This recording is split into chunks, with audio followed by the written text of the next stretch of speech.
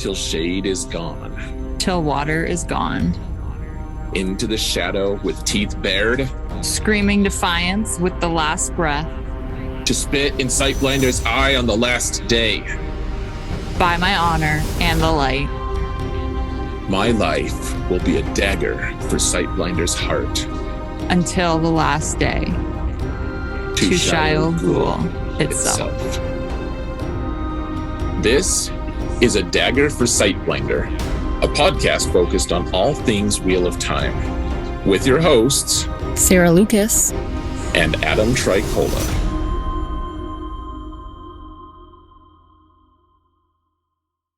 Hello, everyone, and welcome to another episode of A Dagger for Sightblinder. May you find shade this day. Sarah, I feel like you wanted me to say another episode of Great Expectations, is what I think you wanted me to say. Oh, I thought you were going to say Zero Prevails. Okay. That's fun. Oh, man. How are you? I'm doing well, thanks. Despite the shade you're lending me. How are you? I wasn't lending you any shade. Yeah, you're right. You're selfish with that. Rude.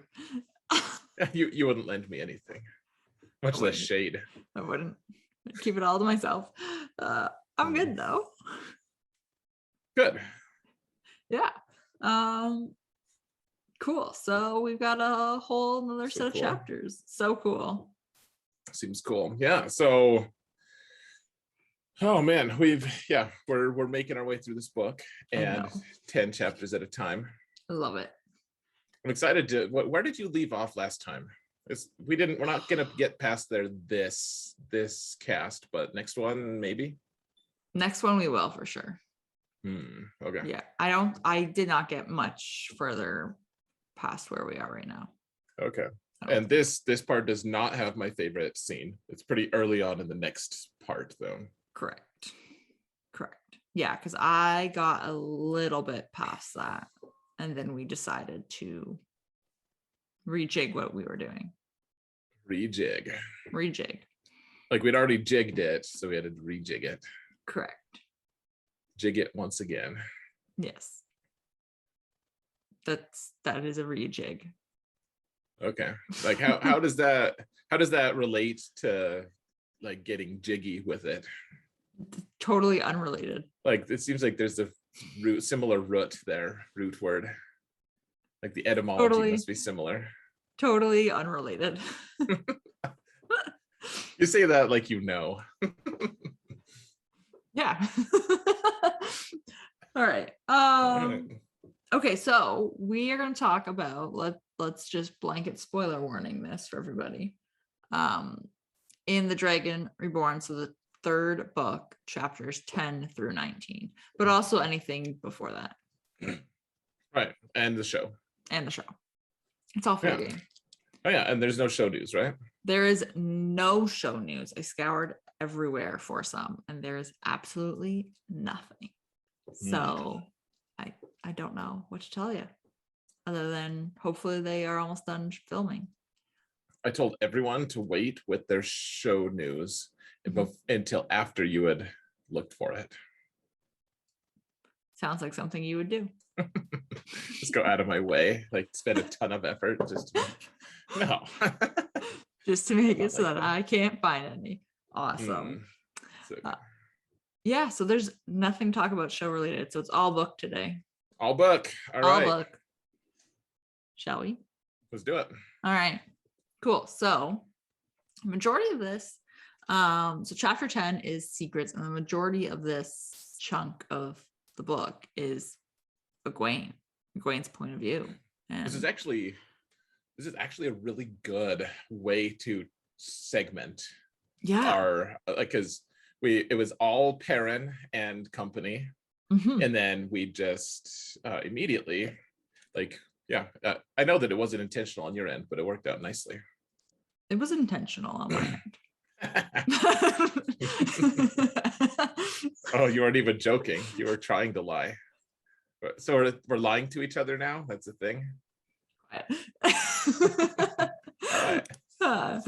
No, but but like you're right though, this is a really good way to segment it. So I like that this worked out unintentionally. It's just a stroke of luck.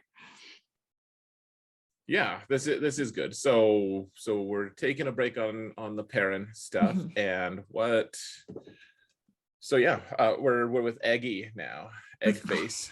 Eggy, oh boy. Yeah. So her and Nynaeve, and she's with Matt and Huron. Matt is not doing good. They're all traveling to Tarvalon. They're with Varen. Egwene is still having dreams about Rand, and she is hoping to obviously like be taught more about dreaming and all this fun stuff. Matt is basically on death's door. Like the dagger is with them and he's just not looking good at all.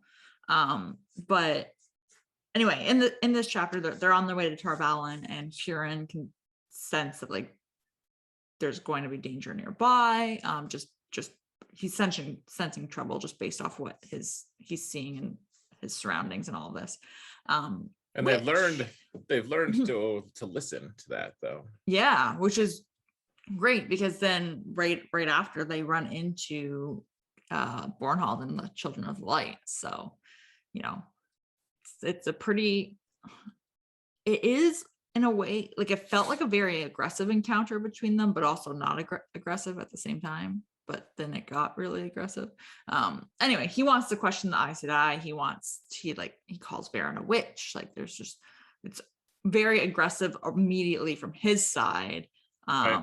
And they just want to pass. And then what really stuck out, and I think it's meant to stand out in this whole thing, is there is this obviously heated tension of an argument, and you know, Huron sensed trouble, and he's noting that he's sensing trouble, and immediately like you have this panic in Egwene because she's just so terrified about being collared again, and she just channels and blows up the ground in front of them, which then creates this like chain reaction of like Nynaeve starts channeling and Elaine starts channeling, and they all are just going at it before they finally stop. And Egwene does mention Falm and what happened there, and Bornhald wrongly thinks that it was them that killed his dad, because White Cloaks think that it was Aes Sedai working with the Shanshan.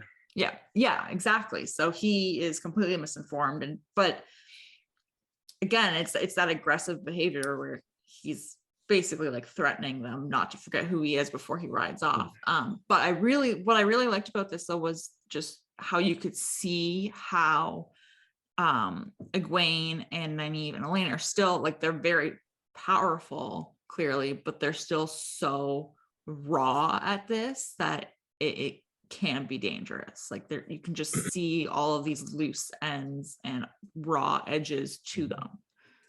Yeah, so I actually, on like the other side of that same coin of like they're dangerous, I also the thing that really stuck out to me was how inexperienced they were. Yeah, like the way Elaine was like, "Let us pass. I am the daughter heir. How dare you?" and it's like, you're giving him information that he didn't have before. Like now he's gonna link Andor to Falma potentially. Like you're causing way more problems, and they're talking about like, just keep your mouth shut.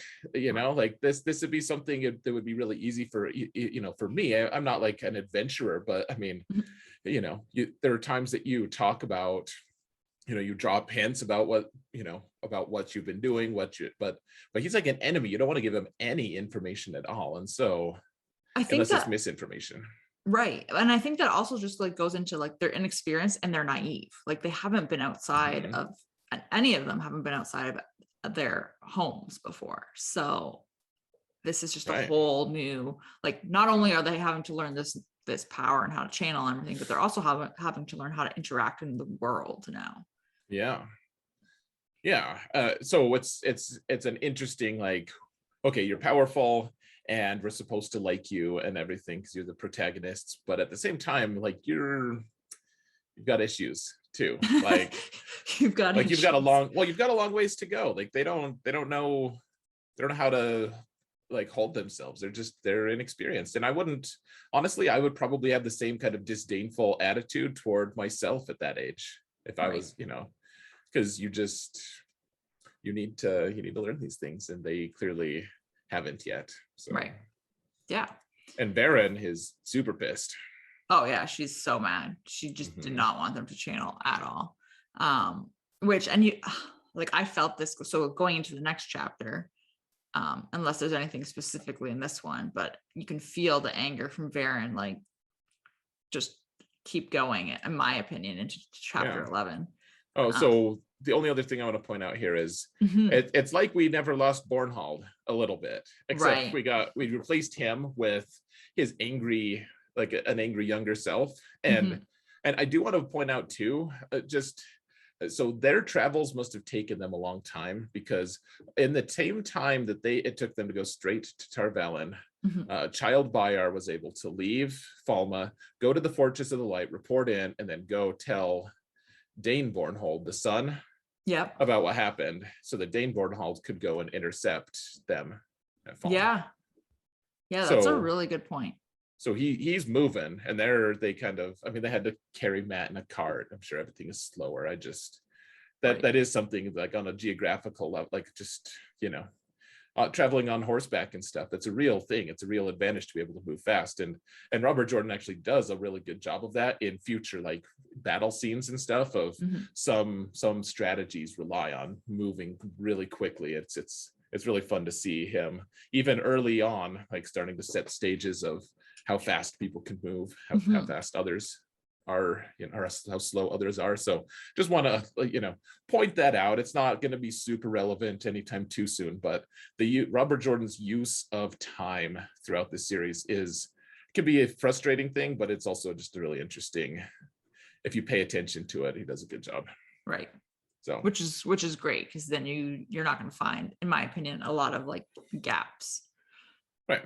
So okay, so then in the next chapter though, they are crossing the bridge, they're going to Tarvalin, and Varen is evidently still like annoyed and frustrated with them, and she's just like, okay, you should not say a single word when we get there, like you're not talking, none of you speak, we're just going to get there, and that's it, kind of thing, and just follow the bouncing ball.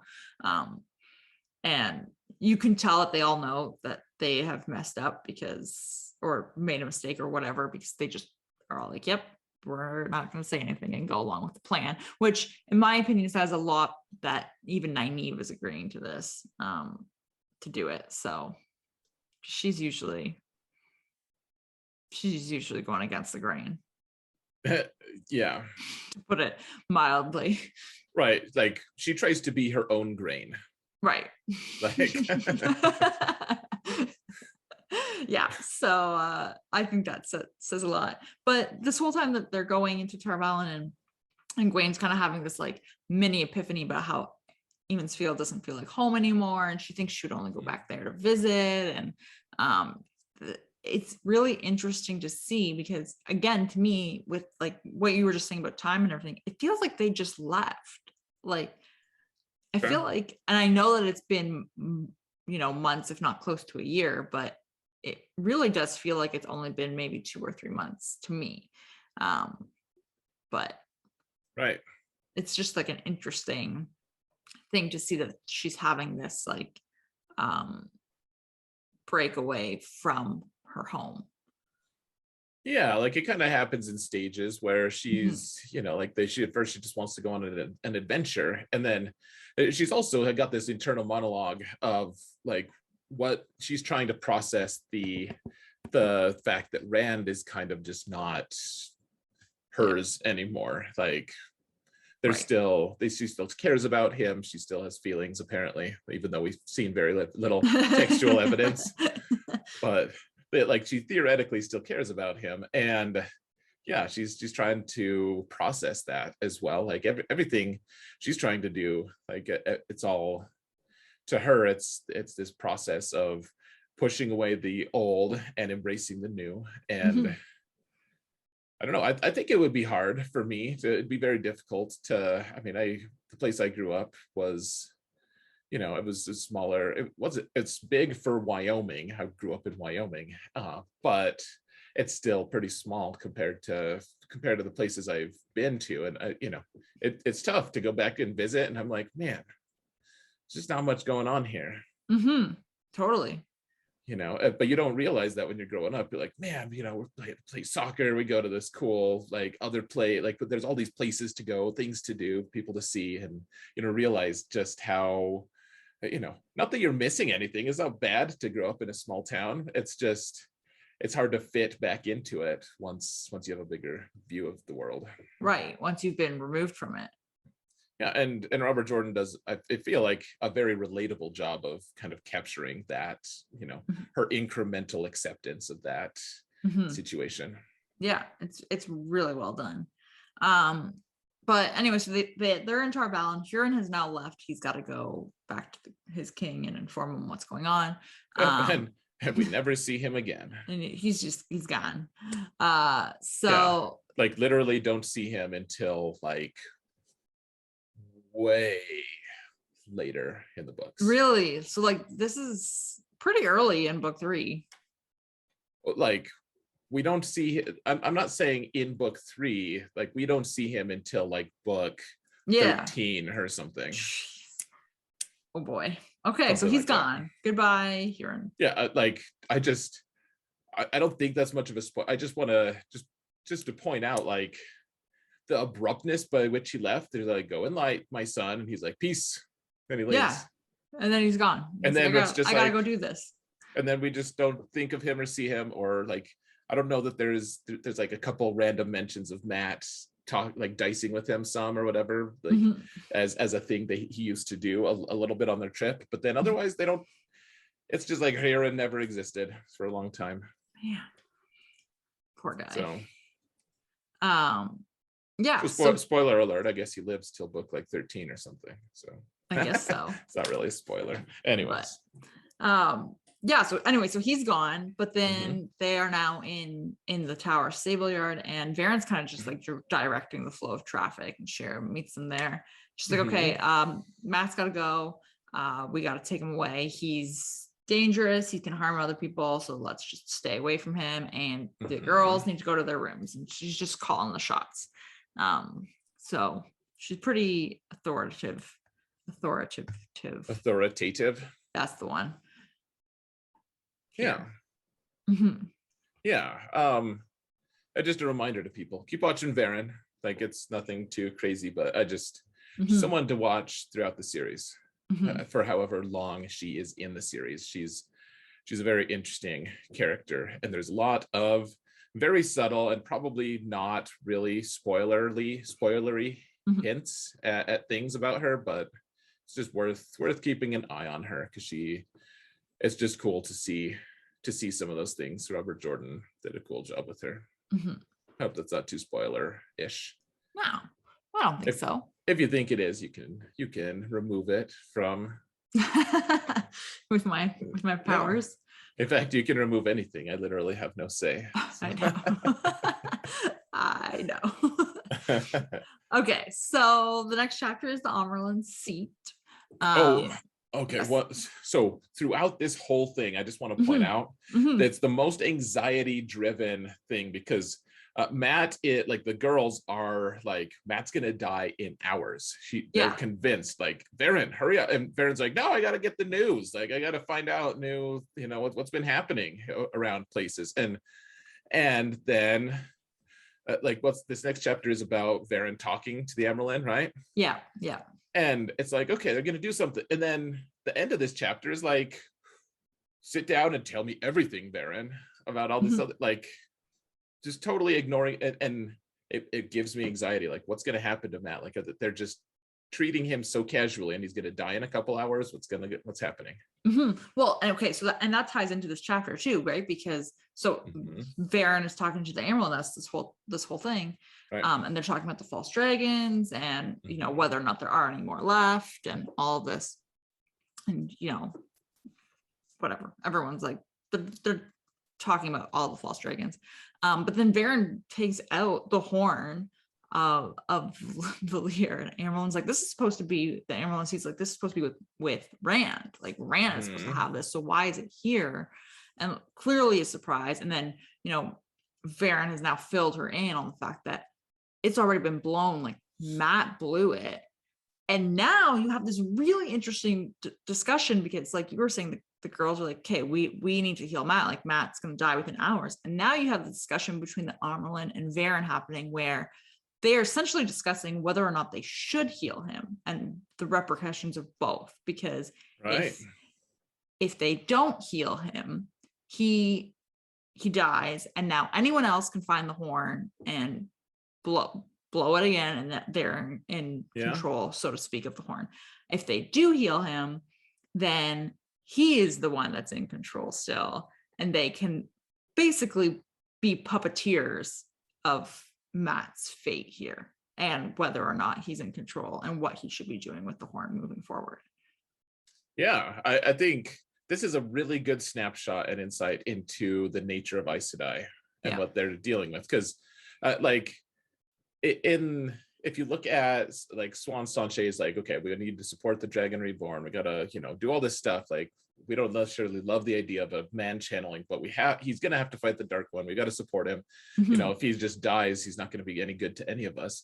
And so or if he's gentled or whatever. And so okay, let's support the Dragon Reborn, but at the same time they're looking out for the world, and it's very cold and calculating. It's very un-Captain America, like, where we don't trade lives kind of thing.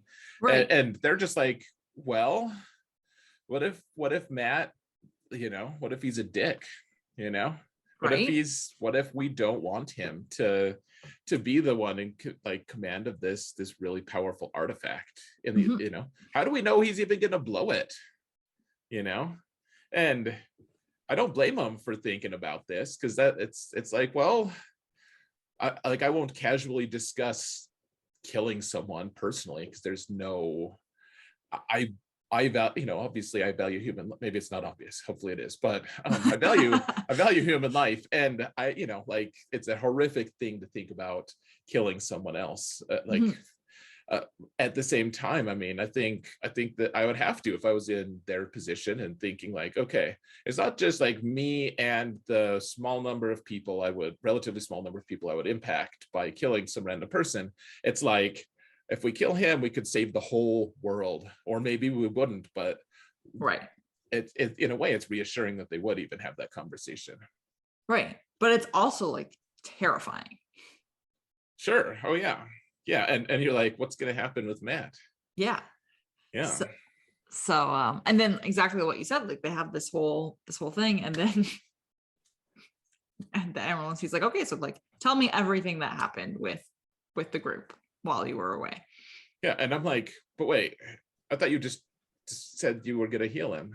Like, they got time to catch up. Right. Yeah, they're like, so what's Moraine doing with her hair these days? Yeah. Everything. Yeah. Oh man.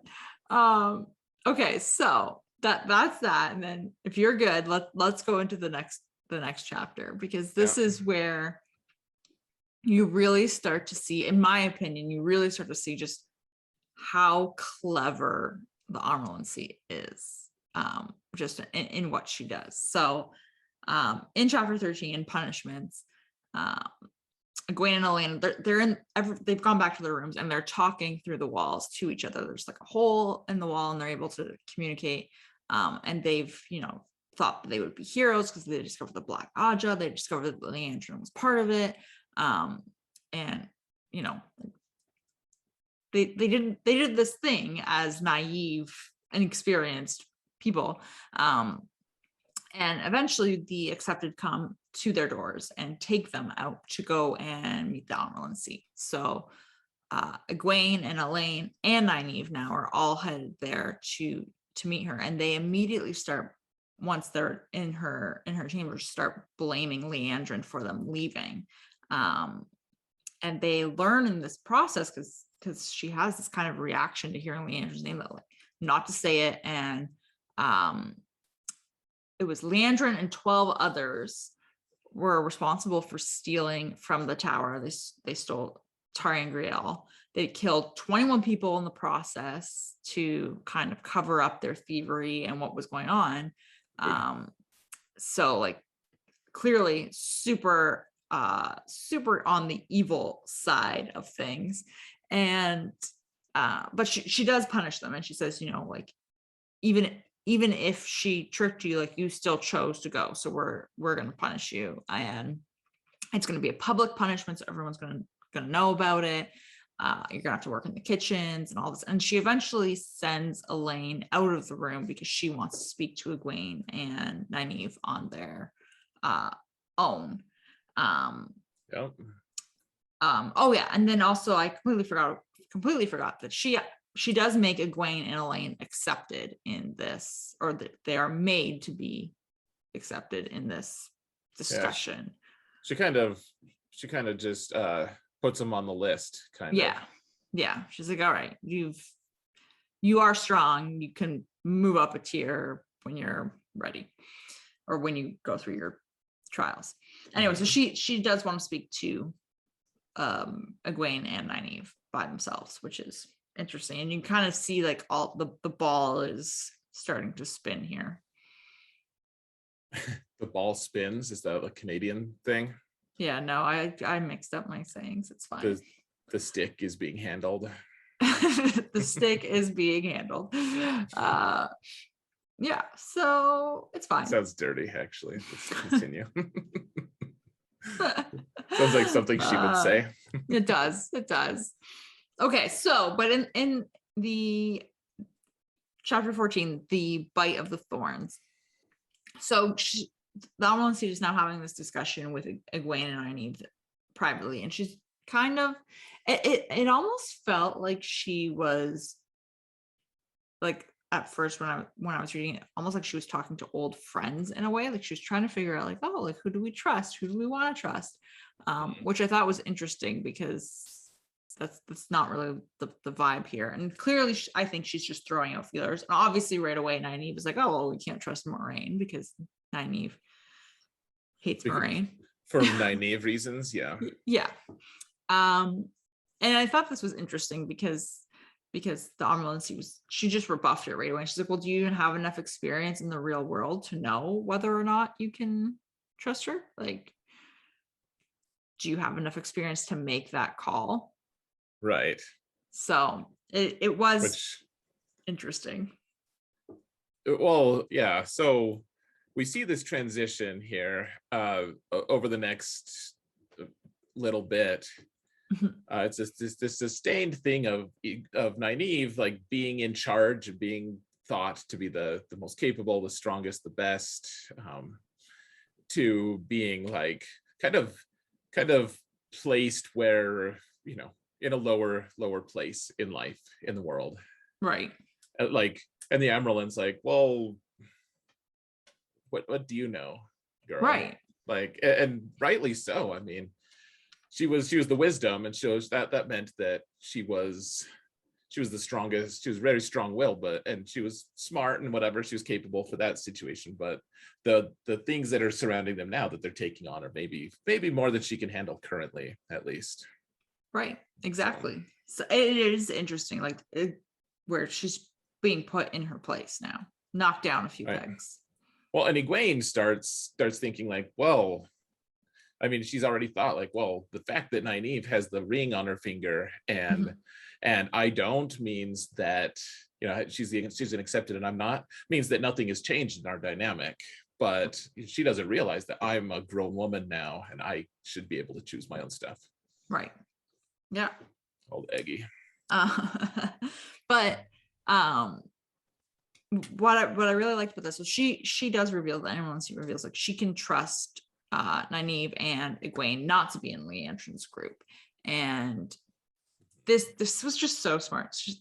Because she publicly punished them, no one will assume or make the connection that they will be doing the work for the Amaryllis seat, because they've been, you know, hung out to dry by her already. And she wants them to be her hounds. She wants them to go and find the black Aldrin to hunt them. And she's like, Varen's going to give you all the information, go and talk to her type of thing. But it's just such an interesting way of manipulating the situation where she can purposely publicly punish them so that no one suspects her of working with these two girls. Yeah, I think it's really interesting. You just have to feel sorry almost for the Amyrlin. She's like, all right, so the only people she can actually trust are basically just really immature girls who don't know anything. She's already just put she's like, you don't know crap, Nynaeve. Like, shut up. Right. Like, you're so inexperienced. Okay, guys, you want to help me? Yeah, this is what I need you to do, and no one's going to suspect that you're doing it for me. Yeah. Yep. Okay, so then in chapter 15, the Gray Man. Indeed. So Egwene and Nynaeve are obviously they're headed back to their rooms. They're talking about the Black Aja, how they're going to find them, what are they going to do, and they're looking for Elaine, and they're wandering around. And in this process of wandering around, Egwene ends up asking Nynaeve a question, and what ends up happening is a crossbow just happens to fly right past them where they had just been standing.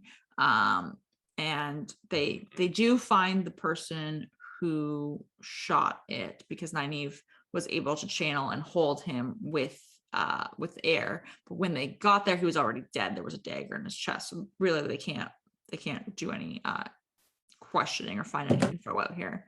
But then Shiriam appears and is like, oh, this is like a Gray Man. He's one of the soulless. Like he's working basically with the Dark Friends and for the Dark One. And she just like sends them away. She's like, oh yeah, like just don't tell anyone, and like I'll take care of this and clean it up and whatever. And in the process, when they leave, I think it's Egwene that goes to double back to look for the crossbow and realizes it's already gone. It's gone. That's the creepy part. Yeah. Yep. So it's just like, okay, what's going on? Yeah. So this is a new type of shadow spawn. Yeah. Yeah. So we know what Murdrell and Trollocs and the flying guys Dragcar are. Gray Man, there's going to be two. I'll give you a minor spoiler here. Okay. There's going to be two different types of new shadow spawn in this book introduced. Okay. So Gray Man is one of them. They're shadow spawn though. They look like humans, but they never really fully explain what exactly they are. Well, maybe they do actually. They do talk about it a little bit, but yeah, it's creepy. And I think that they're the scariest out of any of them, because they're like almost, they're magical to the point of like you wouldn't know, like you don't notice them. Like they just walk up to you and stab you. It's not like they sneak up on you and stab you. Like they're not just in the shadows. They'll walk up, and if you're just partially distracted, they'll just kill you, and then they don't care if they're killed in return. Like they've already accomplished their mission. That's terrifying. Well, just think of how terrifying it would be, like if you're driving and you just think any given person, like there might be some people out there who might just swerve into you from the other lane. You have no defense against that really, unless you're being hyper vigilant, which you can't really maintain a state of hypervigilance. And so I don't know, that they're the most terrifying to me, because if they want to get you, like you have to be on your guard all the time, and you can't do it, and it's scary. No, thank you. Agreed. No, thank you. No, thank you, sir. Okay. I would not like some more. No more Gray Man. So in the next chapter, Hunters 3, Nynaeve and Egwene do end up going back to, I think it's Nynaeve's room, and Elaine's already waiting there, and they've run into Gawain and Galad in the process, and they're all sorry. Galad is beautiful. Oh yeah, they're just going on about how much they think Egwene thinks Galad's handsome and all this nonsense, and they get there. And then in order to get them to leave, Nynaeve's like, oh, I'm going to threaten to report you to your, I think it's their arms masters, and just to get them out of there. And then Elaine starts talking about how Gawain has a crush on Egwene, and like this whole, it's just this weird dynamic thing going on there. It's all weird. I don't know how I feel about it other than weird. Oh yeah, Elaine's like, hey Egwene, be interested in one of my brothers, especially the good one that I like, but I don't care who, as long as you're not interested in Rand, so I can have Rand. Right. It's very, I don't know. It's just weird. Yeah, it is weird, but yeah, whatever. I think it's more interesting, really, that how the everyone is getting away with it. Like Morghese is super pissed right now. Yeah.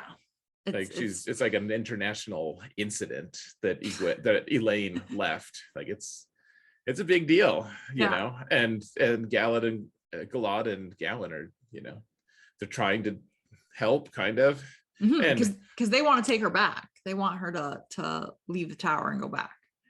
Yeah, well, they just don't.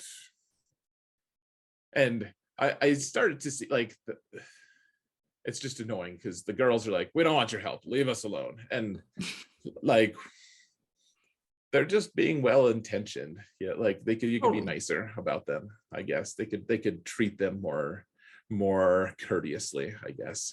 Which is fair. Yeah, be courteous. But courtesy is seldom unwise. Go ahead. Yeah, there you go. No, but she ends up like getting rid of them, and then in the process they decide they're going to tell Elaine everything that the Amyrlin said to them, and they tell her about the gray man and this whole thing. And Nynaeve has kind of come to terms that, like, the Aes Sedai, like Amyrlin Seat and Varen, all of them, they're probably going to let Mat die, and she's just like, I'm going to try and heal him myself, and that's where they're going to go at the end of this, before Elaida walks in at the end. Oh, Elaida. Yeah.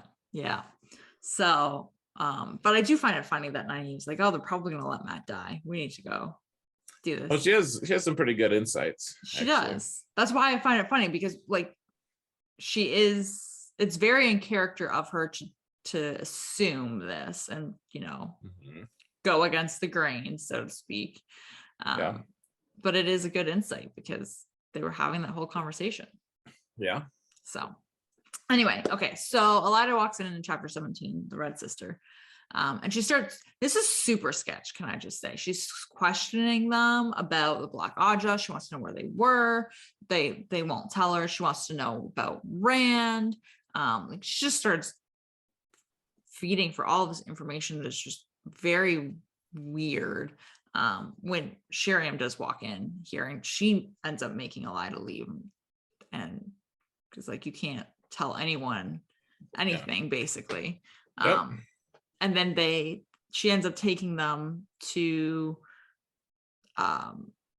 watch Mat be healed. She's like, you gotta come with us back to the Amyrlin because they're gonna heal Mat. Which, like, all of this happens in what, maybe 2 hours tops. Yeah, but it takes that long to read it too, and it's just like, can you heal Mat already? What are you gonna do? But also, like, you were just with the Amyrlin, and then she's like, yeah, go back to your room. Actually, just come back. We're gonna heal Mat, and we have to do it in your presence because that's what we're supposed to do. It's like, why wouldn't you just keep them there? Like, why send them back to their room at that point?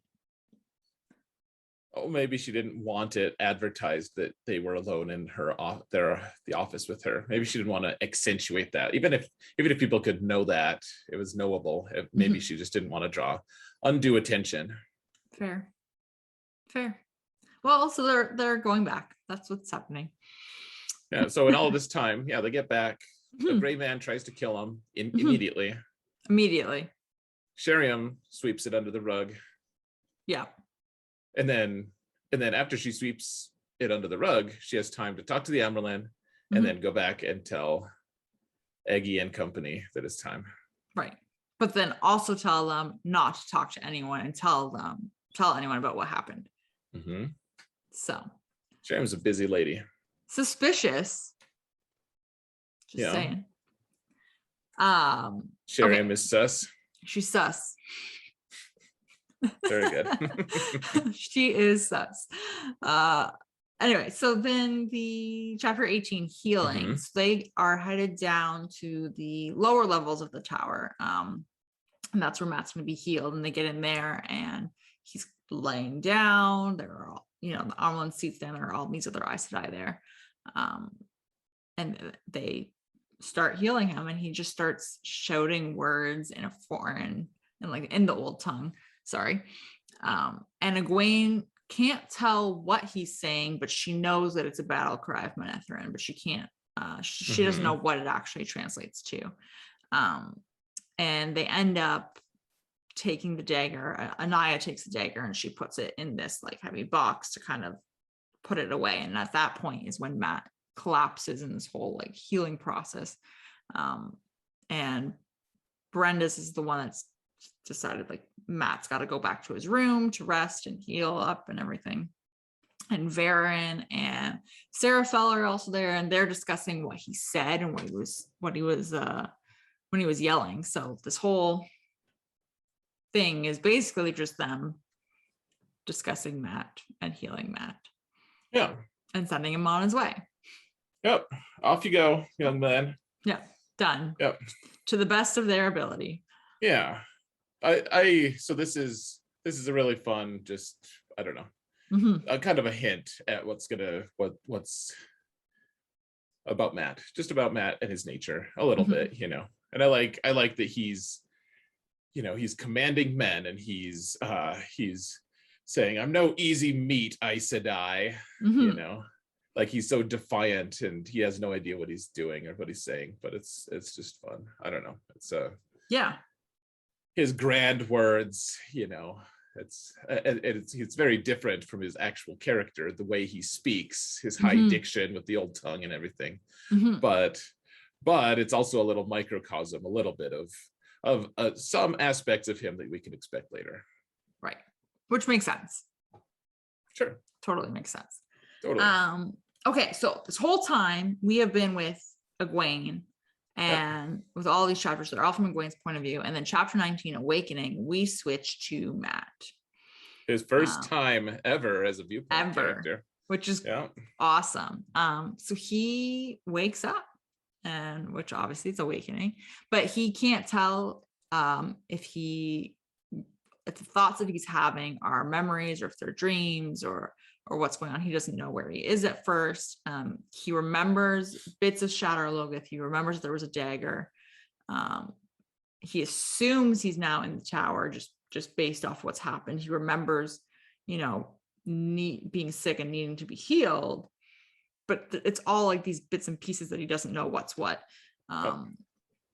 Anyway, so there's tons of food left out for him. He ends up eating it, and he's trying to decide whether or not he's going to like leave and take off and go get some coin and then get out of here kind of thing.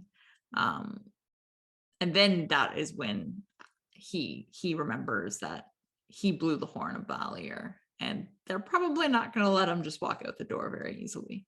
Yeah. So, which coincidentally, I believe this chapter ended with somebody opening his door coming in as he remembered this. Yeah. So who is it? Yeah, you could say it. It's Lanfear. At least there's some pretty strong hinting. Like he's like, you must be Aes Sedai, and she looks annoyed, which she every time Rand suggested she was Aes Sedai in the last book. I'm not Aes Sedai. I am what I am. I'm not Aes Sedai though. I'm not one of them. I'm not. Like, can you just stop like ranting, acting like you're so much better than people? But she's fun because she hints to the Amyrlin, she hints that the Amyrlin's like gonna conceal the truth from him. She's gonna manipulate him. They're gonna pull, and Matt's like, you're gonna do the same to me. Like, you're gonna do that too. Don't act like you're so. I just like how he's just like, why should I trust you? Which is interesting because I know, okay, so like Rand's obviously interacted with her and Perrin's been warned about her. I don't think Matt has. No, he's just suspicious of people. Like he doesn't want to be used, and Right. he talks about his dad is like the best horse trader, and how his dad sees things from every angle and everything, and he doesn't want to be a pushover. He wants to be like his dad, which, I mean, this is why I hated what they did to Abel Cawthon in the show. I like they took a guy who's a great role model for his kid, and who's like, he's a caring, loving father, and made him into a lecher, like I don't know, it kills me, probably because being a parent is such a big thing to me right now, but at the same time, I just, he references his dad all the time, though, in these first few chapters of, oh yeah, this is what my dad did. And so anyways, yeah, he's trying to see everything from every angle. He doesn't want to be taken in, and he's like, well, I don't know anything about you either. Matt's so clever. Yeah, like sneaky clever. He is. Yeah. Well, yeah, he's a scoundrel. He is a scoundrel. I love that he's. Oh, go ahead. He definitely he fits the bill of a scoundrel. Yeah, but he's like a charming scoundrel. He like smiles. He's like, oh, and he put on the smile that I don't know if it's this one or a later interaction, but he's like, yeah, he used the smile that he always used to convince his mom that everything was okay or whatever, that he thought everything was great. And yeah, like all of his interactions, it's just fun to see him interacting with people and figuring out, like, okay, do I treat him squarely? Do I need to put on a false face? He has no scruples of, like, he's fine with just lying to people if he needs to. It's just fun. And seeing him, like, one of his first interactions with Lanfear, who was like the bad guy version almost of that, it's just kind of fun. Like she's trying to manipulate him, and he's like, I do that too, so cut that out. Yeah, you can't pull that on me. Okay, so that's the chapters. Those are the 10 chapters. Yeah, if you can't tell, I'm super excited for all the Matt chapters. Yeah, I know. I'm like, Amor Egwene chapters. Okay, I'll talk. Matt, let's talk. Let's just talk. Yeah. But this is great. Like, just as a preview for like the Matt chapters. Not that I've gotten any, super far in with them, but like you said, we haven't had his point of view before. And this entire time, he's essentially been sick. Like, this dagger's been affecting him. So now it's almost even better that we're getting his point of view now, because we don't know what he's been thinking and like going through while he's been sick and being whatever controlled. Right. And it's almost like we don't know it as a reader, and we're a little bit confused and trying to figure out what's going on. But he also doesn't really know, and is a little bit confused and trying to figure out what's going on. Yeah. So it's a fun dynamic in that way. Right. Well, and he's deciding what he's going to be as an adult too. He's like, oh, I'm a grown up. I'm not going to go home anytime soon, but I need to figure out how I'm going to be. Yeah, exactly. Yeah. Yeah. There's a really fun scene in the next batch, I think, or maybe it's the one I forget, but I've read a little bit ahead, as you can tell again, but he has some really fun interactions with Egwene and Nynaeve. Like one of my favorite scenes with him in this book. That's not my favorite scene in this book with him, but him interacting with them it's a really good insight on what he is and how he wants to deal with people. Interesting. Yeah. So okay. So who's the Mac? I don't even know how you pick, because we've basically been with Egwene and them the entire time. Well, yeah, I mean, usually it's easy if Egwene is in the group, but but I mean, I don't think she really did anything annoying. No, I feel like fine. She's been good. I think I was more annoyed with Nynaeve and her just bullheadedly, like, just I don't know. She's not at peak annoyance level, but she's she's growling. I mean, I think the thing that was the most annoying is she just spat out. She's like, we can't trust Moraine. Right. Like she says that to Swan, like, use a little discretion. Like, why? Read the room. yeah. Like, maybe don't insult Swan's ally, Yeah. Maybe they don't know. Maybe she doesn't know that they're allies, but at the same time, like. So at first I was like, maybe like Varen kind of annoyed me. She just rubbed me the wrong way at first. And then as she was interacting more with. You felt like you were in trouble with her, didn't you? No, I felt like she was hiding stuff. Okay. Like it felt like she wasn't giving all of the information.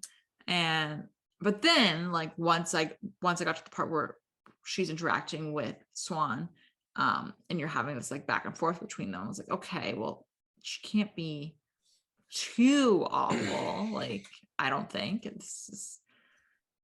seems good. So I don't think it would be her, is my point. Okay.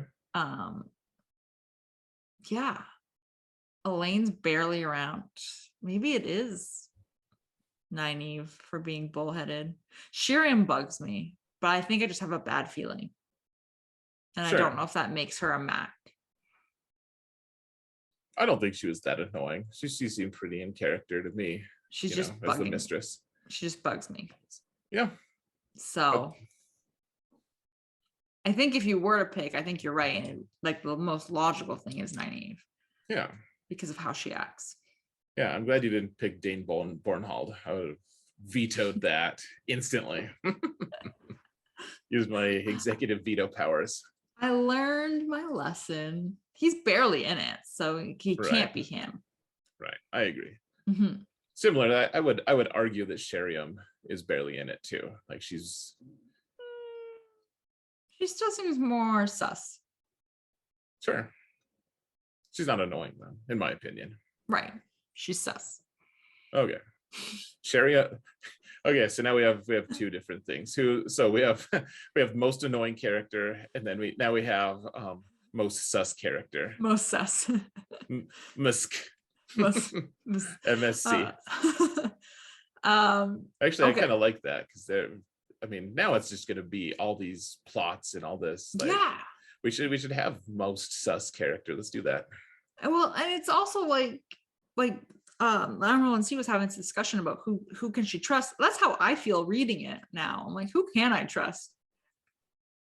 Can't trust any damn buddy. No. So that's how I feel, at least going. I'm like, no, we can't.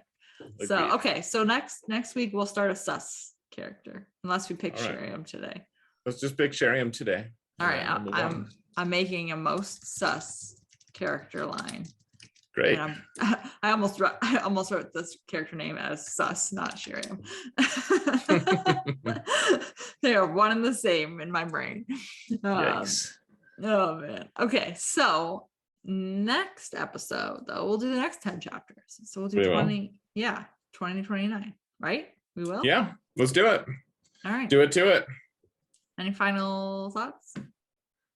You're the one with thoughts, Sarah. I know. I feel like I had a good chunk of thoughts. And they're gone. Okay. Goodbye, thoughts. Goodbye. All right. Goodbye forever. Okay, cool. So thank you everybody for listening. May you always find water and shade.